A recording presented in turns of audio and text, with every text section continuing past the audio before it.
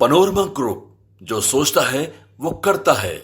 नमस्कार, आप देख रहे हैं न्यूज हाट। मैं हूं आपके साथ रितेश शर्मा।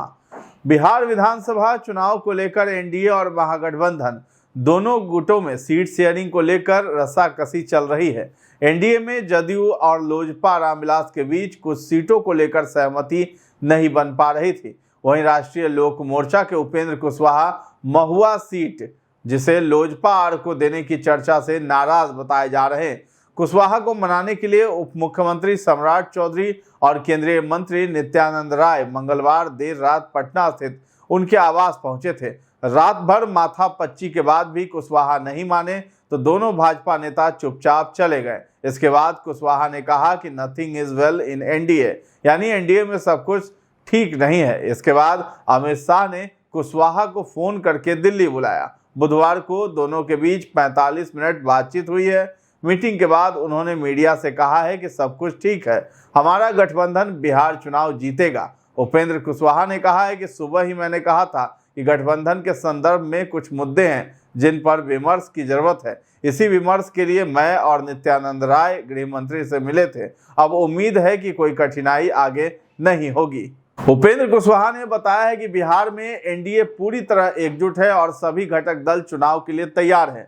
उन्होंने कहा है कि एनडीए की सरकार बिहार में निश्चित रूप से बनेगी, हमारी जीत तय है। महुआ सीट से जुड़े सवाल पर उन्होंने कहा है कि इस पर जल्द ही एक अलग से प्रेस कॉन्फ्रेंस कर आधिकारिक घोषणा की जाएगी। उपेंद्र कुशवाहा और नित्यानंद राय की अमित शाह से मुलाकात करीब 1 घंटे तक चली है। ये बैठक दिल्ली में गृह मंत्री के आवास पर हुई है। बताया जा रहा है कि इस दौरान बिहार में सीट बंटवारे और एनडीए के अंदरूनी समन्वय को लेकर चर्चा हुई है। बता दें कि एनडीए में सीट बंटवारे को लेकर घमासान मचा हुआ है। एक तरफ जेडीयू और चिराग पासवान की लोक जनशक्ति पार्टी रामविलास के बीच सीटों पर खींचतान चल रही थी और अब राष्ट्रीय लोक जनशक्ति मोर्चा यानी आरएलएम के प्रमुख उपेंद्र कुशवाहा की नाराजगी ने नया मोड़ ले लिया है। सूत्रों के मुताबिक एनडीए में जदयू अपने कोटे की कुछ सीटें एलजेपी रामविलास को देने को तैयार नहीं थी। सोनबरसा, राजगीर, एकमा और मोरवा सीट को लेकर जदयू ने सख्त रुख अपनाया। बीजेपी इन सीटों को चिराग के खाते में डालने की कोशिश करती रही, लेकिन जदयू नहीं मानी। नतीजतन जदयू ने इन चारों सीटों पर अपने उम्मीदवारों को पार्टी सिंबल भी दे दिया है। जदयू ने अपने हिस्से के सिर्फ 2 सीटें छोड़ी हैं, एक सिटिंग सीट तारापुर और दूसरी तेघड़ा। सूत्रों के अनुसार जदयू ने तारापुर सीट के बदले बीजेपी से कहलगांव सिटिंग सीट अपने खाते में ले ली।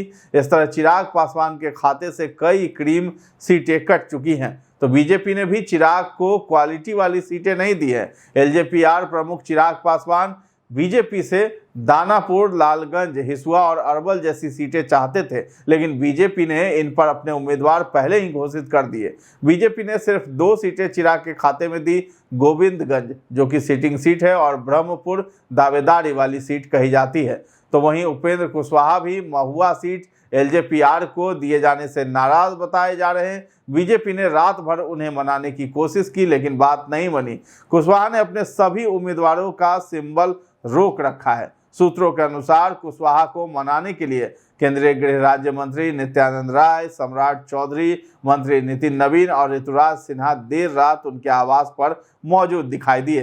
मुलाकात के बाद कुशवाहा ने यह भी कहा था रात में कि nothing is well in NDA, यानी एनडीए में सब कुछ ठीक नहीं है। लेकिन अब जो है कुशवाहा का ये बड़ा बयान आया कि सब कुछ अब ठीक हो चुका है। बता दें कि मंगलवार सुबह ही उपेंद्र कुशवाहा ने एक्स पर लिखा था कि एनडीए दलों में सीट संख्या का विषय सौहार्दपूर्ण बातचीत में पूरा हो चुका है। कौन दल किस सीट पर लड़ेगा, ये चर्चा भी सकारात्मक बातचीत के साथ अंतिम दौर में है। नरेंद्र मोदी जी और नीतीश कुमार जी के नेतृत्व में एनडीए के सभी दल एकजुटता के साथ पूरी तरह से तैयार है।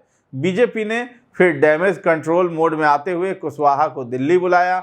वहां 45 मिनट की बातचीत हुई। नित्यानंद राय मौजूद रहे और अमित शाह तब जाकर के ये बात उपेंद्र कुशवाहा ने कही है कि सब कुछ ठीक है। इतना ही नहीं, सूत्रों ने यह भी दावा किया है कि उपेंद्र कुशवाहा को दोबारा राज्यसभा भेजा जाएगा और एक विधान परिषद की सीट भी दी जाएगी। अप्रैल 2026 में उनका राज्यसभा का कार्यकाल भी खत्म हो रहा है।